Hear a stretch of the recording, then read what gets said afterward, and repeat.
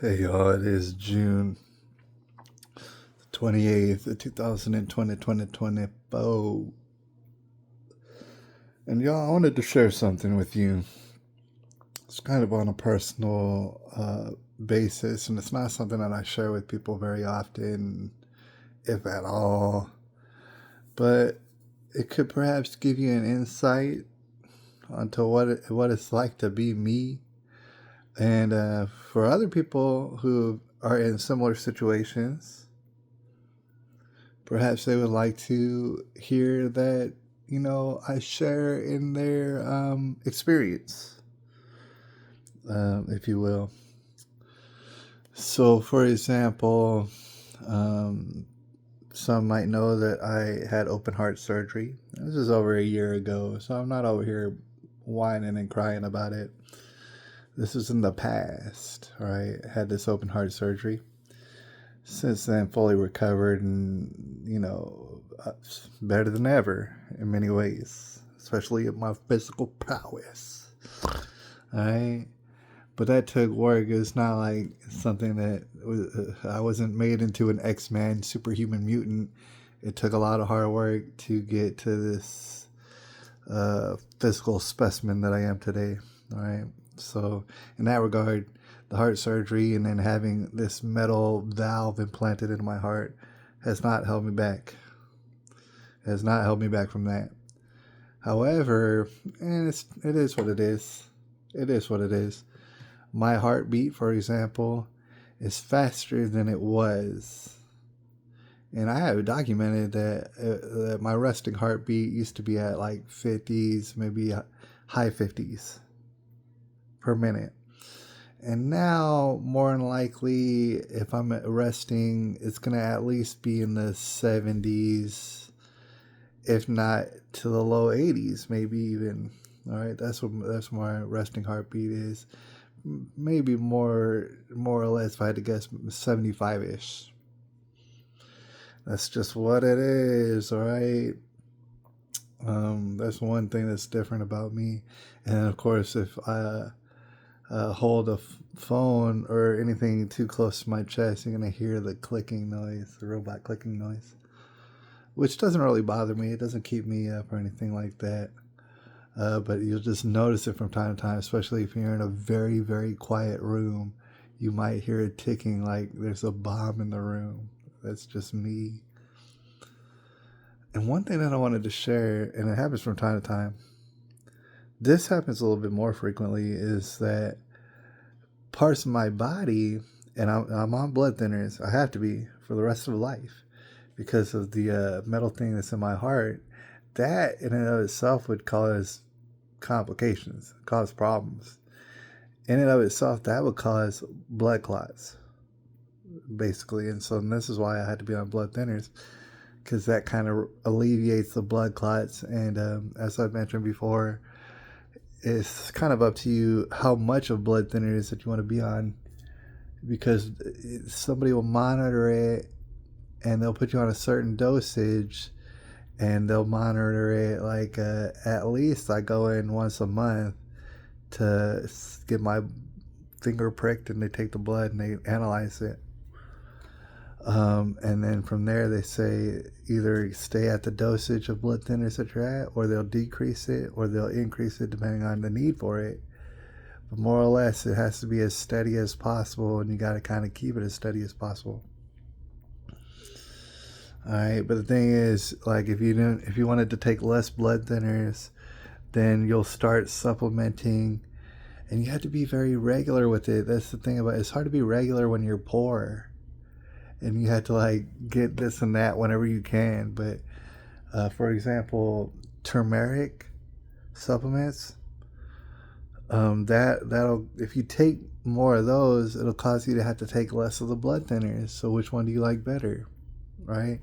I happen to like the turmeric supplements, but it's kind of difficult sometimes to get the exact ones that I want, and they are going to be on varying degrees.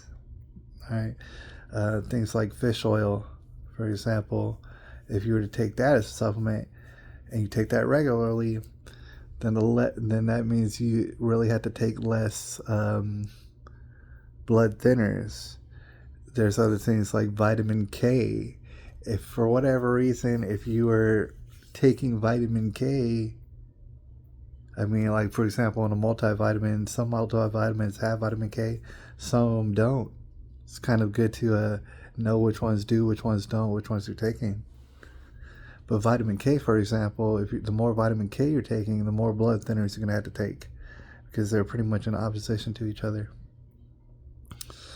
And so there's things to just know. And randomly, it's not random, it's random to me, parts of my body will start to tingle for like whatever, like maybe 5 minutes. And I'm talking about any part of my body, like the side of my face where my lip is at right here will start to tingle like it went to sleep. And there's nothing to do about it. You just experience it.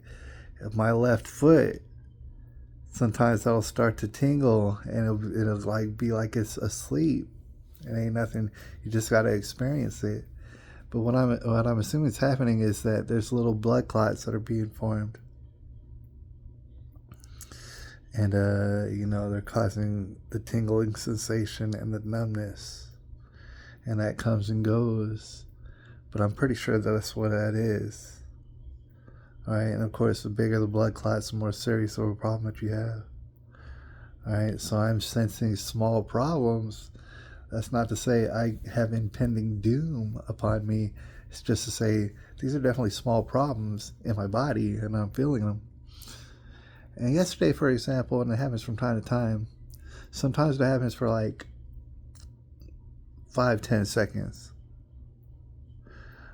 Yesterday, for example, it was straight half an hour at least, in which blood clots, I guess, will come up to behind my eyeballs, right? Very close, if not up to the brain, which is how people have strokes, by the way.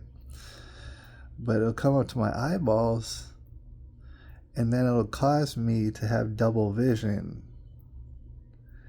In a sense, it's like now my eyes are starting to perceive things as though I'm crossing my eyes. And I'm seeing two of things that are only one. And that's an issue, I wonder how many people experience that or become very frightened by that. It's concerning for sure. Because no matter if it's 5 or 10 seconds or if it's 30 minutes like it was yesterday, there's always in the back of your mind, oh shoot. Is this permanent? This may very well be, especially if it lasts for 30 minutes. You can't help but think, oh man, this might be permanent. This might be permanent right now. The double vision. You see things, but you're seeing two of things, and it's very confusing. This is never, and you can imagine the safety issues that would arise. This has never actually happened to me while I'm driving.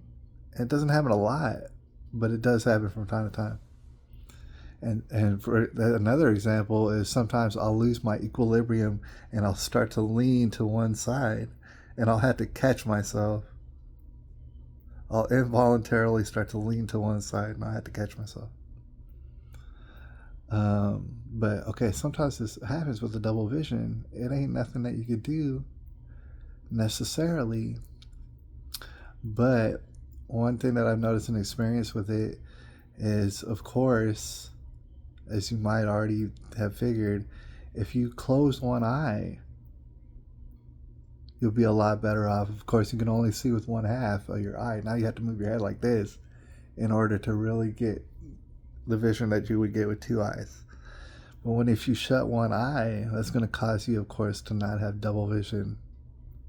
And that's going to help you in that regard. So, like, if I was driving and this were to happen to me at random, I would immediately shut one eye and try to operate with one eye, which is going to be more difficult than if you have two eyes, but it's going to be less difficult than trying to see with double vision. I wouldn't dare try to go down the road having double vision. All right. That ain't good. And in fact, I might be thinking. I think I might even get a patch because you can close your eye, but as soon as you open it, now you got double vision. It's like, oh man, if you get a patch, you can open your eye and do whatever. You're not gonna have double vision because your other eye can't see. So I might invest in a patch just to make sure. People will be like, why did you just turn into a pirate just now?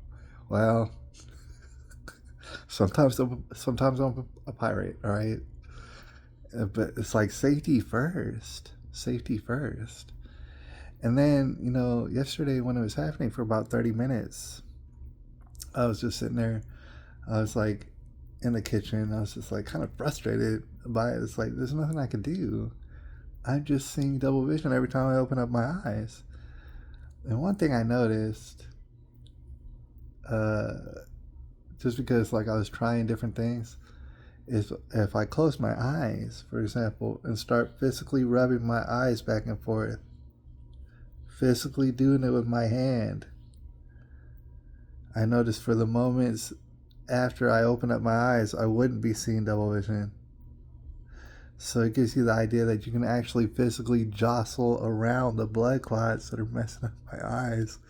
You could jostle them around physically by rubbing your eyes back and forth like this, and then you open them, you'll be seeing straight. But I was noticing that like after 5-6 seconds, the double vision would come back. Double vision would come back. And so what I wound up doing, and I don't know if this helped, but I can assume it did help, but I don't know for sure. But after about that 30 minutes, what I wound up doing is I went upstairs and I got another one of my turmeric supplement pills, and I had another one. I already had one that day, but I had another one. And shortly thereafter, it kind of, the situation alleviated itself for some reason. Now, I did not take another blood thinner because you can't do that. Do not do that. To double dose on your blood thinners is a terrible, terrible idea, and you should not do that. All right, so regardless, you can't double down on your blood thinners. You have to be taking that exact dose, and pretty much more or less on time, or else you're going to be making mad complications. All right, so the turmeric, I do believe, made an impact and for the better, and that was good. And then one thing that I'm actually out of right now, and I would have maybe doubled down on that, but I'm actually out of it. See, that's the thing. When you're poor, and sometimes you can't afford nothing. But one thing that I really would have liked to have yesterday, and I still want to have it, and as soon as I can buy some, I will buy some, is Nitric Boost from InfoWarsStore.com, or you can get it from drjonesnaturals.com. Nitric Boost, but you can find variations of that everywhere because it's like the new big thing. Nitrous oxide supplements. That's pretty crucial. I need to get some. Everybody needs to get some, to be honest.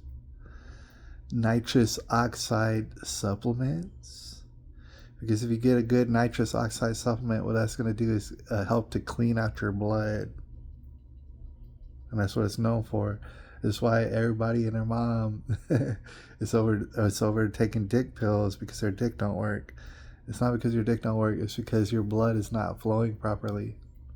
Probably because your blood's all gunked up and you need something to clean it. Well, there's probably different things to clean it, but nitrous oxide supplements, to include and especially Nitric Boost from InfoWarsStore.com, that's exactly what you need.